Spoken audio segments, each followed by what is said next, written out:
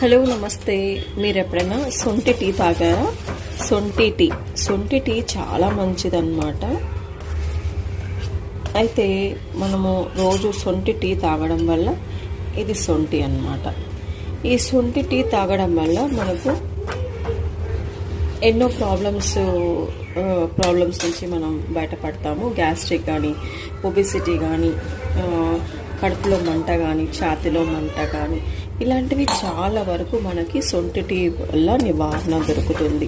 సొంటిలో పాలల్లో సొంటి కొంచెం యాడ్ చేసేసుకొని, కొంచెం బెల్లం యాడ్ చేసేసి పిల్లలు కూడా ఇస్తే చాలా మంచిదన్నమాట.